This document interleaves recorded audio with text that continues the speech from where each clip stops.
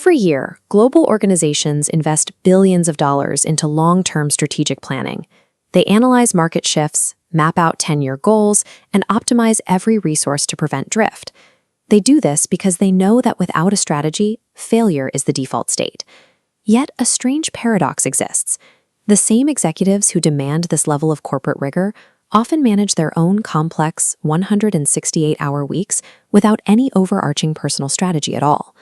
Take Rajesh. At 53, he was a successful professional with a stable income and a loving family. But his days were an endless cycle of meetings and deadlines. He was staying busy, but he wasn't necessarily moving toward a deliberate goal. Rajesh realized that he had spent decades planning projects and budgets for his company, while his own life was essentially being managed by his inbox. The solution required a shift in perspective. He needed to take the strategic frameworks used in the boardroom and apply them to his personal life, to stop reacting to circumstances and start designing them. The first strategic question is about defining success. Instead of measuring progress by your current job title, project yourself forward to age 80. Looking back, what do you actually value? For years, Rajesh defined success through salary increments and professional recognition. But from the perspective of an 80-year-old, his priorities looked different: good health, meaningful relationships, and a sense of positive impact. Once you define success, you need to establish purpose. Just as a business creates a mission statement to guide its employees, an individual must define the underlying reason for their daily efforts. Rajesh defined his purpose as helping others grow while creating security and opportunity for his family. For the first time, his work felt connected to a larger objective. The third question creates a 10-year vision. This is the where that matches your why. Rajesh imagined a decade ahead, financially independent, living near family, and mentoring younger professionals. Answering these three questions turns a vague desire for happiness into a concrete destination. It provides a baseline that allows you to evaluate every future request for your time. Turning a vision into reality requires a life portfolio analysis, a cold, data-driven audit of exactly where your 168 hours each week are currently going. When Rajesh tracked his time, the data revealed a painful contradiction.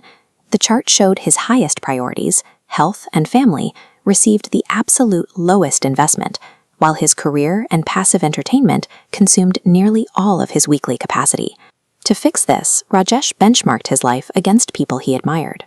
He found that those with high life satisfaction shared common patterns. They set strict boundaries around work and treated personal relationships as non-negotiable investments. This leads to question 6, resource allocation. In corporate strategy, you cannot invest everywhere. You have to choose what you will stop doing to make room for what matters.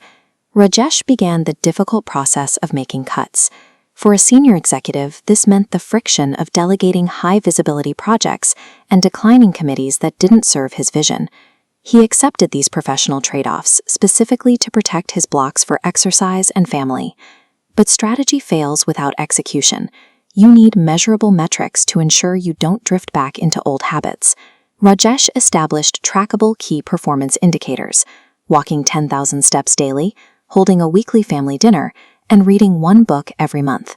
These were no longer suggestions, they were strategic requirements. Closing the gap between your intentions and your life requires your daily calendar to match your long-term KPIs. Anything that doesn't move the needle on those metrics is a candidate for removal. A year later, Rajesh's life was not perfect. He still faced professional stress, uncertainty, and the daily friction of a high-pressure career. The difference was that Rajesh was no longer drifting. He had developed a strategic filter to process every incoming opportunity and conflict. When he was asked to take on a new obligation, he could immediately test it. Does this move me closer to my 10-year vision? Is it aligned with my purpose? If the answer was no, the decision was already made. This framework is a universal tool. It applies at a career crossroads, planning for higher education, or navigating transition into retirement. Creating a life strategy changes the nature of your daily choices. It replaces the reactive struggle of getting through the day with the deliberate construction of the life you actually want to build.